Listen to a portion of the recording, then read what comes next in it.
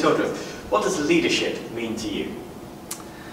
Well, that's a big question. I think ultimately it's about bringing a group together to go towards a common goal.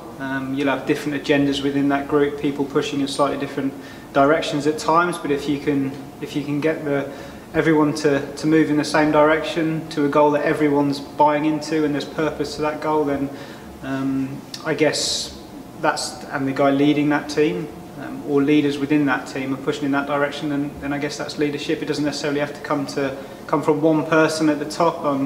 Often I think leadership's throughout the group as well, so leadership goes throughout a team. There's the main kind of captain, the leader, who leads by example, but also the leaders within the team that are pushing in that direction as well.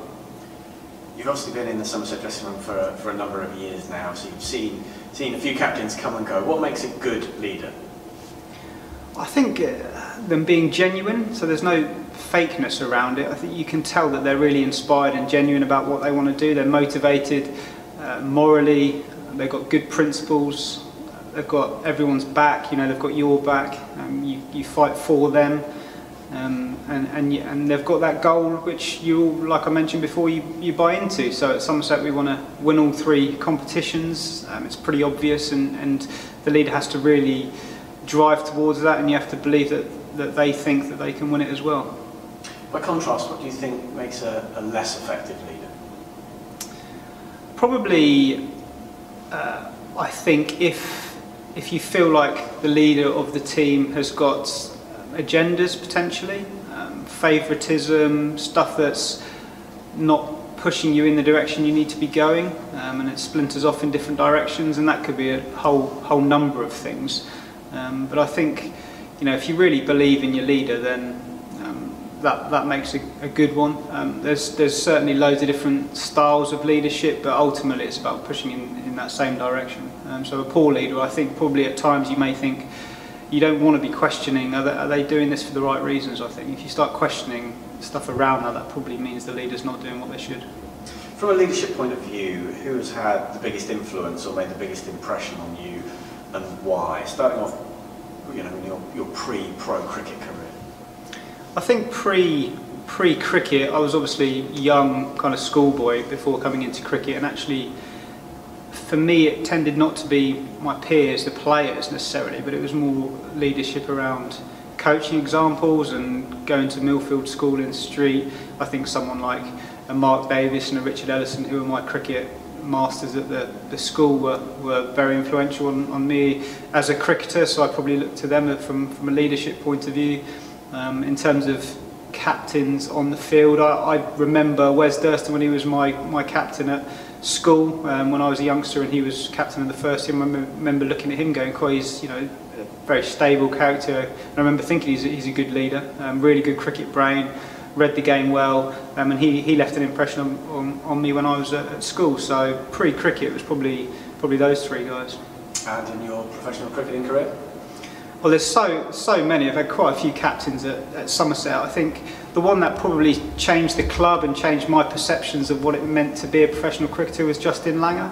When I started, we were bottom of the 2nd division. The club weren't in a great place as a squad, and I think he came in with Andy Hurry and transformed the club really through grit, determination, and basically a solid work ethic, and that would transpire to results on the pitch. So leadership wise, Andy Hurry and Justin Langer, I think they've had one of the biggest influences on this club in its history really, and I think it was a pleasure to kind of watch that transformation of what we were before they came in. And it was hard work, it wasn't easy, but you knew what was expected of them, and you knew why they were asking you the questions they were asking, because they were pushing in that direction which we talked about before. So Justin Langer was huge, I think, for the club, and the partnership with Andy Hurry was massive.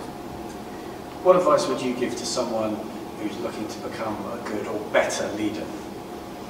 I think it's know where you want to go, and know the people around you. Leadership is about followership. If you haven't got anyone following you, then you're not leading at all. So I think it's understanding your group, what works for them, and really getting that buy-in from everyone. It's not about the hairdryer treatment, it's not about who shouts the loudest, it's about leading by example, showing the team where you believe they can go, and then helping each of those individually to be the cog in that machine to get to that goal.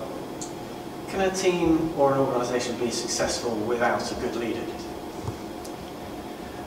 I think it probably could. I think that question would be, there's probably a leader appointed, and if that team or organisation is doing well, it's probably because actually, even if it's unbeknown to that leader, he's probably not leading anymore. You've probably got people within that group who have taken that on out of his control, or even beyond his understanding. Actually, that group have then taken it onto themselves to then lead to where they want to go, and the leader's almost following them without knowing. You mentioned obviously Justin Langer and Andy Hurry there.